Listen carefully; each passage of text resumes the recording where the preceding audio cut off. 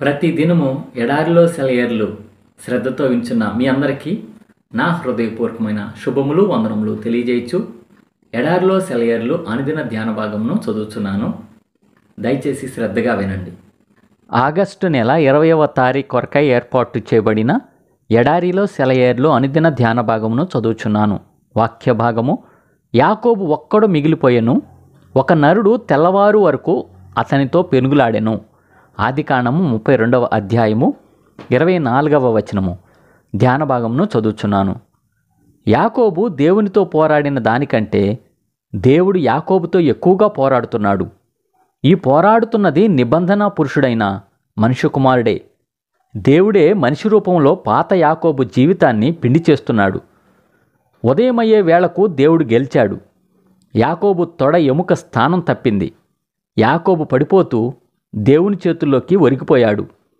ఆయన మెడ పట్టుకొని వేలాడుతూ ఆశీర్వాదం దొరికేదాకా పోరాటాన్ని కొనసాగించాడు. క్రొత్త జీవితంలో ప్రవేశించాడు. మనిషి దైవ స్వరూపి అయ్యాడు. భూలోకం పరలోకానికి ఎదిగింది. తెల్లవారిన తరువాత అతడు నీరసంగా కుంటుతూ వెళ్ళాడు. అయితే దేవుడు అతనితో ఉన్నాడు. ఆకాశవాణి ప్రకటించింది, నీవు దేవునితోనూ మనుషులతోనూ పోరాడి గెలిచితివి గనుక ఇక మీదట నీ పేరు ఇశ్రాయేలే గాని యాకోబు అనబడదు. మారిన ప్రతి జీవితంలోనూ ఇది ఒక ప్రామాణిక దృశ్యం కావాలి. దేవుడు మనలను ఒక ఉన్నతమైన సేవకు పిలిచినప్పుడు, మన సాధనా సంపత్తులన్నీ మనల్ని విడిచిపోయినప్పుడు మనకందరికీ అత్యయిక పరిస్థితులు ఎప్పుడో ఒకప్పుడు వస్తాయి. మనం చేయగలమనుకున్న దానికంటే ఉత్కృష్టమైన బాధ్యత ఎదురైనప్పుడు దేవుని సహాయాన్ని పొందాలంటే ఏదో ఒకదాన్ని పరిత్యజించాలి, లోబడాలి. మన సొంత జ్ఞానం, స్వనీతి, స్వశక్తి మొదలైన వాటిని విడిచి క్రీస్తుతో పాటు శ్రమల పాలై ఆయనతో కలిసి తిరిగి లేవాలి. అత్యవసర పరిస్థితుల్లోకి మనల్ని ఎలా తీసుకువెళ్లాలో ఆయనకు తెలుసు. బయటికి ఎలా తీసుకురావాలో కూడా తెలుసు. ఆయన నిన్నిలా నడిపిస్తున్నాడా? ప్రస్తుతం నీకున్న శ్రమలు, కష్టాలు, అసాధ్యమైన విపత్కర పరిస్థితులు, వీటన్నిటి అర్థం ఇదేనేమో.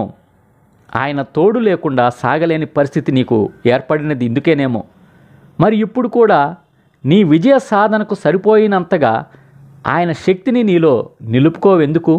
యాకోబు దేవుని వైపుకి తిరుగు. నిస్సహాయంగా ఆయన పాదాల మీద వాలిపో. నీ స్వశక్తిని, నీ జ్ఞానాన్ని త్రోసిపుచ్చి ఆయన ప్రేమగల హస్తాల్లో కుప్పకూలిపోయి యాకోబులాగా ఆయన స్వశక్తితో తిరిగి నిలబడు.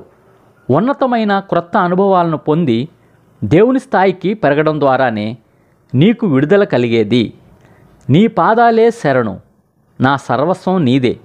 జీవించినా మరణించినా, బాధలు గెలిచినా చావు గెలిచినా ప్రభు కోసమే. ఇదే ఈ దినమునకై ఏర్పాటు చేయబడిన ఎడారిలో సెలయేర్లు అనుదిన ధ్యాన భాగము. సమస్త జ్ఞానమునకు మించిన దేవుని కృపా సమాధానము ప్రభువైన యేసుక్రీస్తు వలన మీ హృదయములకు, మీ తలంపులకు కావలి ఉండును గాక. ఆమేన్. ప్రార్థన. పరిశుద్ధుడా, ప్రేమ కలిగిన తండ్రి, యేసుక్రీస్తు ప్రభువా, మా రక్షకుడా, మా విమోచకుడా, ఆనాడు యాకోబును ఆశీర్వదించిన దేవుడు ప్రభువా, అయ్యా మేము కూడా తండ్రి దేవా భక్తుడైన యాకోబులాగా ఆశీర్వదించబడటానికి సహాయం చేయండి అయ్యా. మా స్వశక్తి మీద కాకుండా ప్రభువా నీ శక్తి మీద ఆధారపడే కృప, ధన్యత మాకు దయచేయమని వేడుకొంచు. ఎడారిలో సెలవులు వించిన ప్రతి ఒక్కరిని పేరు పేరు వరుసన దీవించి ఆశీర్వదించి అయా క్రైస్తవ సంఘం మరింత క్షేమం, ఆరోగ్యం, భద్రత కలిగి ఉండటానికి సహాయం చేయమని వేడుకొంచు. అయా నీ పరిచర్యకు వ్యతిరేకంగా పనిచేస్తున్న ప్రతి ఒక్క ఆయుధాన్ని యేసు నామంలో లయం చేస్తూ యేసు పరిశుద్ధ నామంలో ప్రార్థిస్తున్నాం తండ్రి. ఆమేన్. మన తండ్రి అయిన దేవుని యొక్క ప్రేమ, ప్రభువైన యేసుక్రీస్తు వారి కృప, పరిశుద్ధాత్మ యొక్క అన్యోన్య సహవాసం సదా మీ అందరికీ తోడై ఉండును గాక. ఆమేన్. Praise the Lord. షాలోమ్. ఈరోజు దేవుని వాగ్దానము: నీ దేవుడైన యెహోవా నీకిచ్చుచున్న దేశములో ఆయన నిన్ను ఆశీర్వదించును. ద్వితీయోపదేశ కాండము 28వ అధ్యాయము 8వ వచనము.